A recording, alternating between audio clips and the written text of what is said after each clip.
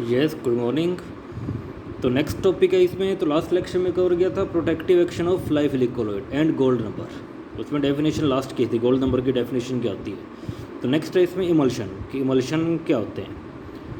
Emulsion का meaning होता है जिसमें डिस्पर्स फेस, इमल्शन का होता है ये भी कोलोइडल सोल्यूशन होता है, बट इसमें क्या होता है कि जो डिस्पर्स फेस और जो डिस्पर्शन मीडियम होते हैं, मतलब जो सोल्यूट और सॉल्वेंट होते हैं, दोनों ही क्या होते हैं, लिक्विड होते हैं। तो अगर डिस्पर्स फेस और डिस्पर्शन मीडियम दोनों ही लिक्विड होते हैं तो उस टाइप का जो कोलोइडल सोल्यूशन होता है उसी को बोलते हैं emulsion. Can emulsion is a colloidal solution in which disperse phase, in which both disperse phase and dispersion medium are liquid. तो जिसमें वो दोनों ही लिक्विड होते हैं उसी को बोलते हैं इमल्शन। तो इसमें जितना मैं करवाऊँगा सिर्फ उतना ही करना, एक्स्ट्रा मत करना इसमें। और इमल्शन को बनाने के लिए जब आप इमल्शन को जो इमल्शन को स्टेबल बनाते हैं, कुछ एजेंट आप उसमें ऐड करते हैं, उनको बोलते हैं इमल्सीफायर्स या इमल्सीफाइंग एजेंट। तो ये इसके एग्जांपल्स हैं, जैसे soaps of various kind, soap add करते हैं, लॉन्ग चेन सल्फोनिक एसिड है, लाइफ इलिकोलॉइड्स हैं, प्रोटीन है, गम है, अगर है। तो ये इस टाइप के कुछ सब्सटेंस है जो इमल्शन को स्टेबल बनाते हैं ताकि इमल्शन ब्रेक ना हो। तो इमल्शन का मतलब होता है अगर डिस्पर्स फेस और डिस्पर्शन मीडियम दोनों ही लिक्विड है उसको बोलते हैं, उस टाइप का जो कोलोइडल सोल्यूशन होता है उसी को बोल देते हैं इमल्शन। नेक्स्ट इसमें करना टाइप्स ऑफ इमल्शन कि इमल्शन की कितने टाइप्स होती है। इमल्शन होते हैं दो टाइप के, एक होता है ऑयल इन वाटर टाइप और एक होता है water in oil type. Oil in water इसको बोलते हैं O/W, और जब वाटर इन ऑयल है उसको बोलते हैं W/O। अब इसमें जो पहले वाली टर्म है, पहले वाला रिप्रेजेंट करेगा सोल्यूट, बाद वाला सॉल्वेंट। सोल्यूट मतलब डिस्पर्स फेस, बाद वाला डिस्पर्शन मीडियम। तो जिसमें ऑयल होता है डिस्पर्स फेस और वाटर होता है डिस्पर्शन मीडियम, उस टाइप का जो इमल्शन होता है उसको बोलते हैं oil in water type emulsion. Example जैसे वैनिशी क्रीम है। सेकंड है वाटर इन ऑयल। फर्स्ट वाला सोल्यूट है, मतलब फर्स्ट वाला बनेगा डिस्पर्स फेस और बाद वाला बनेगा डिस्पर्शन मीडियम। एग्जांपल जैसे कोड लिवर ऑयल है, जैसे मछली का तेल बोलते हैं इसको, बटर है, कोल्ड क्रीम है। तो ये इसके एग्जांपल्स हैं। तो ये तो टाइप्स है, ऑयल इन वाटर और वाटर इन ऑयल। इसके बाद इसमें करना test. To test the type of emulsion, अपने को मान लो अननोन इमल्शन दे दिया, चेक करना है कि ये इमल्शन ऑयल इन वाटर है या वाटर इन ऑयल है, चेक करना है। तो इसके लिए 3 टेस्ट हैं। फर्स्ट टेस्ट है माइक्रोस्कोपिक मेथड, सेकंड है कंडक्टेंस मेथड और जो थर्ड मेथड है वो है डाई टेस्ट। फर्स्ट है माइक्रोस्कोपिक मेथड। अब इसमें क्या करते हैं कि टेस्ट ट्यूब लो, उसमें लो अननोन इमल्शन, टेस्ट ट्यूब लो उसमें लो अननोन इमल्शन, एक सैंपल लेते हैं आप अननोन इमल्शन का, जिसको अपने चेक करना है कि वो जो अननोन इमल्शन है वो ऑयल इन वाटर है या वाटर इन ऑयल है। उसमें ऐड कर दो वाटर। अगर वाटर इमल्शन के साथ मिक्स हो रहा है, अगर वाटर इमल्शन के साथ मिक्स हो रहा है तो वो इमल्शन होता है ऑयल इन वाटर। अगर वाटर मिक्स नहीं हो रहा फिर वो होता है वाटर इन ऑयल। तो ये फर्स्ट टेस्ट है माइक्रोस्कोपिक मेथड। अगर वाटर इमल्शन के साथ मिक्स हो रहा है फिर तो वो ऑयल इन वाटर है, अगर मिक्स नहीं हो रहा वाटर फिर वो वाटर इन ऑयल है। सेकेंड है कंडक्टेंस मेथड। कंडक्टेंस इसमें चेक करेंगे आप कंडक्टिविटी इंक्रीज हो रही है या डिक्रीज हो रही है या सेम है कंडक्टिविटी। ये तो मेथड के नेम से पता लग रहा है। इसमें भी क्या करना है, टेस्ट ट्यूब लो, इमल्शन का सैंपल लो, अननोन इमल्शन का सैंपल जिसको अपने चेक करना है, उसमें ऐड कर दो इलेक्ट्रोलाइट। इलेक्ट्रोलाइट ऐड करने के बाद अगर इमल्शन की कंडक्टिविटी इंक्रीज हो रही है वो इमल्शन ऑयल इन वाटर है, अगर कंडक्टिविटी में कोई चेंज नहीं आ रहा फिर वो वाटर इन ऑयल है। Third method dye method. इसमें आप ऐड करते हैं डाई, कोई भी ऑयल सोल्यूबल डाई, जैसे आती है यूरासिल के नाम से डाई आती है ऑयल सोल्यूबल डाई, उसको आप ऐड करते हैं अननोन इमल्शन में। अगर इमल्शन कलरलेस बन रही है डाई ऐड करने के बाद, वो इमल्शन होते हैं ऑयल इन वाटर। और अगर इमल्शन का कलर डार्क बन रहा है वो फिर मतलब वाटर इन ऑयल है। तो ये टेस्ट हैं जिससे आप डिफ्रेंशिएट कर सकते हैं कि कौन सा इमल्शन ऑयल इन वाटर है और कौन सा इमल्शन वाटर इन ऑयल है। एक होता है डीमल्सिफिकेशन, डी मतलब रिमूव करना, रिमूव मतलब अगर डिस्पर्स फेस में से डिस्पर्शन मीडियम को रिमूव करना, इस प्रोसेस को बोलते हैं डीमल्सिफिकेशन। एप्लीकेशन में ये लिख सकते हो, जैसे मिल्क है, मिल्क भी क्या होता है, इमल्शन होता है एक। इसमें क्या होता है, लिक्विड फैट होता है वाटर में, तो दोनों लिक्विड आ रहे हैं, मिल्क इमल्शन होता है। डिटोल है, लाइजोल है, इसको डाल दो वाटर में, वो थोड़ा सा धुंधला सा बन जाता है, वो ऑयल इन वाटर टाइप का इमल्शन बन जाता है, तो वो भी एक इमल्शन है ऑयल इन वाटर टाइप का। कुछ मेडिसिन आते हैं, कफ सिरप आते हैं, वो भी इमल्शन की फॉर्म में आते हैं। तो ये इसके कुछ एप्लीकेशंस हैं। नेक्स्ट है कैटलिसिस। इसमें वर्ड आती है, एक में टर्म आती है कैटलिस्ट। कैटलिस्ट पता है तुम्हें क्या होता है। कैटलिस्ट वो सब्सटेंस होते हैं जो रिएक्शन की स्पीड को इंक्रीज़ करते हैं, बट ये खुद रिएक्शन में कंज्यूम नहीं होते। कि जो सब्सटेंस रिएक्शन की स्पीड को इंक्रीज़ करते हैं, बेसिकली इंक्रीज़ करते हैं, बट कुछ ऐसे भी होते हैं जो डिक्रीज़ करते हैं। तो कैटलिस्ट वो सब्सटेंस होते हैं जो रिएक्शन की स्पीड, इसलिए इसमें चेंज लिखा हुआ है। तो जो सब्सटेंस रिएक्शन की स्पीड को इंक्रीज़ करते हैं बट वो खुद रिएक्शन में कंज्यूम नहीं होते, मतलब रिएक्शन के लास्ट में वो एज इट इज़ जनरेट हो जाते हैं, उसको बोलते हैं कैटलिस्ट। और इस प्रोसेस को बोल देते हैं कैटलिसिस। जैसे मान लो अब कैटलिस्ट होते हैं दो टाइप के, एक होते हैं पॉजिटिव और एक होते हैं नेगेटिव।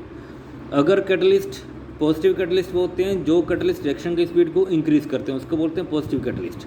जैसे मान लो फॉर एग्जांपल ये है SO2 प्लस में लिखना O2, एरो लगा के वहाँ से क्या बनेगा SO2 प्लस O2, वहाँ से बनेगा SO3, और ऊपर लिखना एरो के NO इसमें काम करेगा एज ए पॉजिटिव कैटलिस्ट, मतलब ये रिएक्शन की स्पीड को क्या करेगा, इंक्रीज़ करेगा। तो जो सब्सटेंस जो कैटलिस्ट रिएक्शन की स्पीड को इंक्रीज़ करते हैं उसको बोलते हैं पॉजिटिव कैटलिस्ट, और जो कैटलिस्ट रिएक्शन की स्पीड को डिक्रीज़ करते हैं उसको बोलते हैं नेगेटिव कैटलिस्ट। तो जो सब्सटेंस रिएक्शन की स्पीड को इंक्रीज़ करेंगे वो तो बनेंगे पॉजिटिव कैटलिस्ट, और जो रिएक्शन की स्पीड को डिक्रीज़ करते हैं, कम करते हैं, उसको बोलते हैं नेगेटिव कैटलिस्ट जो सब्सटेंस। एग्जाम्पल, एक चैप्टर आएगा आगे हेलोल्केन वाला ऑर्गेनिक में, हेलोल्केन्स एंड हेलोरिन्स, उसमें एक रिएक्शन पढ़ेंगे।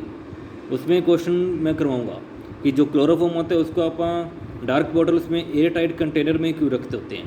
क्लोरोफॉर्म को जब भी स्टोर करते हैं एयर टाइट कंटेनर में स्टोर करते हैं, डार्क बॉटल्स में, क्योंकि जैसे आप क्लोरोफॉर्म की बोतल को ओपन करते हैं उसकी स्टार्ट हो जाती है ऑक्सीडेशन, और क्लोरोफॉर्म को जब जैसी ऑक्सीजन मिलेगी तो वहाँ से रिएक्शन करके गैस बना देता है, फॉस्जीन गैस। और जो फॉस्जीन गैस होती है वो काफ़ी टॉक्सिक होती है। अगर टॉक्सिक है तो क्या वो गैस बननी चाहिए, वो गैस नहीं बननी चाहिए। और ये गैस इसलिए उसमें ऐड करते हैं अल्कोहल या ethanol as a negative catalyst, मतलब वो कि अल्कोहल क्या करता है, उस रिएक्शन की स्पीड को कम कर देता है, जिससे फॉस्जीन गैस कम बनती है। तो उससे अल्कोहल रिएक्शन की स्पीड को कम करता है। तो ये एग्जांपल बनेगा नेगेटिव कैटलिस्ट का। तो क्लोरोफॉर्म CHCl3, इसका एग्जांपल CHCl3 ये क्लोरोफॉर्म है, प्लस में लिखना O2 एरो, वहाँ से बनेगा फॉस्जीन गैस COCl2, ये फॉस्जीन गैस है। तो एरो के ऊपर लिखना इथेनॉल, मतलब अल्कोहल इसमें काम करेगा एज ए नेगेटिव कैटलिस्ट, क्योंकि वो फॉस्जीन है वो टॉक्सिक गैस है। टॉक्सिक है तो वो फिर कम बननी चाहिए, और कम कब बनेगी, जब रिएक्शन की स्पीड कम होगी। और रिएक्शन की स्पीड कम कौन करेगा, नेगेटिव कैटलिस्ट। और इसमें अपन ऐड किया अल्कोहल, मतलब अल्कोहल इसमें काम करेगा एज ए नेगेटिव कैटलिस्ट। तो नेक्स्ट है टाइप ऑफ कैटलिसिस। अब कैटलिसिस होते हैं दो टाइप की, एक होती है होमोजेनियस, एक होती है हेट्रोजेनियस। फर्स्ट है होमोजेनियस कैटलिसिस। होमोजेनियस कैटलिसिस का मतलब होता है कि अगर रिएक्टेंट और कैटलिस्ट दोनों सेम फेस में, उसको बोलते हैं होमोजेनियस कैटलिसिस। जैसे मान लो ये रिएक्टेंट है, अब रिएक्टेंट किस फेस में आ रहे हैं, गैस फेस में, कैटलिस्ट भी किस फेस में आ रहा है, गैस फेस में। अगर रिएक्टेंट और कैटलिस्ट दोनों सेम फेस में, उसको बोलते हैं होमोजेनियस कैटलिसिस। डेफिनेशन करना और एक एग्जांपल करना। सेकंड टाइप बनेगा हेट्रोजेनियस कैटलिसिस। इसमें क्या होता है कि अगर रिएक्टेंट और कैटलिस्ट दोनों डिफरेंट फेस में, उसको बोलते हैं हेट्रोजेनियस कैटलिसिस। रिएक्टेंट किस फेस में आ रहे हैं, गैसियस फेस में, कैटलिस्ट किस फेस में आ रहे हैं, सॉलिड फेस में। तो इसमें दोनों ये क्या हो गए, डिफरेंट। कि अगर रिएक्टेंट और कैटलिस्ट दोनों डिफरेंट फेस में है, उसको बोलते हैं हेट्रोजेनियस कैटलिसिस। अगर रिएक्टेंट और कैटलिस्ट दोनों सेम फेस में होते हैं, उसको बोलते हैं होमोजेनियस कैटलिसिस। और अगर रिएक्टेंट और कैटलिस्ट दोनों डिफरेंट फेस में होते हैं, उसको बोलते हैं हेट्रोजीनियस कैटलिसिस। अब इसकी थ्योरी है कि होमोजेनियस कैटलिसिस को कौन सी थ्योरी एक्सप्लेन करेगी और हेट्रोजेनियस कैटलिसिस को कौन सी थ्योरी एक्सप्लेन करती है। फर्स्ट स्टार्ट करते हैं होमोजेनियस कैटलिसिस, इसकी थ्योरी का नेम है इंटरमीडिएट कॉम्प्लेक्स फॉर्मेशन थ्योरी। मतलब इसमें बीच में क्या बनेगा, एक इंटरमीडिएट बनेगा। तो ये इसकी थ्योरी है। तो थ्योरी फॉर होमोजेनियस कैटलिसिस, और थ्योरी का नेम है intermediate complex formation theory. Example मैं ये वाला लेके चल रहा हूँ। SO2 प्लस में O2, यहाँ से क्या बनेगा, SO3 NO इसमें काम करेगा एज ए कैटलिस्ट। अब अकॉर्डिंग टू दिस थ्योरी ये होता क्या है, दो स्टेप में कंप्लीट होती है। फर्स्ट स्टेप में ये स्टेप फर्स्ट है, स्टेप फर्स्ट। इसमें क्या होता है कि जो ये वाला कैटलिस्ट है, ये वाला कैटलिस्ट पहले किसी एक रिएक्टेंट से कंबाइन करेगा, कि कैटलिस्ट पहले किसी एक रिएक्टेंट से कंबाइन करेगा स्टेप फर्स्ट में। तो ये NO पहले कंबाइन करेगा O2 से, यहाँ से बनेगा NO2। ये इंटरमीडिएट है। इंटरमीडिएट वो होते हैं जो रिएक्शन में नहीं होते। अब NO2 इस रिएक्शन में आ रहा है, नहीं आ रहा, मतलब ये इंटरमीडिएट है। स्टेप सेकंड, ये वाला जो इंटरमीडिएट बना था स्टेप फर्स्ट में, ये आगे कंबाइन करेगा फिर SO2 से। तो स्टेप फर्स्ट में क्या होता है कि ये वाला जो कैटलिस्ट है, ये पहले कंबाइन करेगा किसी एक रिएक्टेंट से। तो कैटलिस्ट पहले किसी एक रिएक्टेंट से कंबाइन करेगा, ये वहाँ से बनेगा इंटरमीडिएट। स्टेप सेकंड, अब ये वाला जो इंटरमीडिएट है, ये फिर कंबाइन करेगा SO2 से, और वहाँ से बनेगा प्रोडक्ट।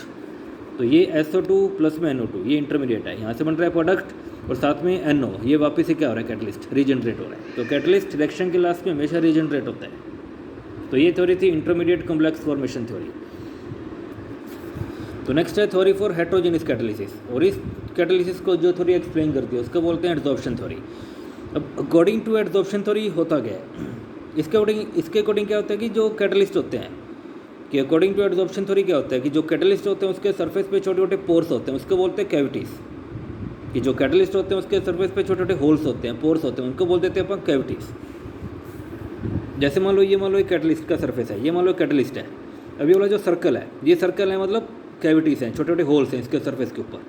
कि जो कैटलिस्ट होते हैं इसके सरफेस के ऊपर छोटे छोटे होल्स होते हैं, उसको बोलते हैं पोर बोल दो, होल्स बोल दो, या फ्री कैविटीज़ बोल देते हैं।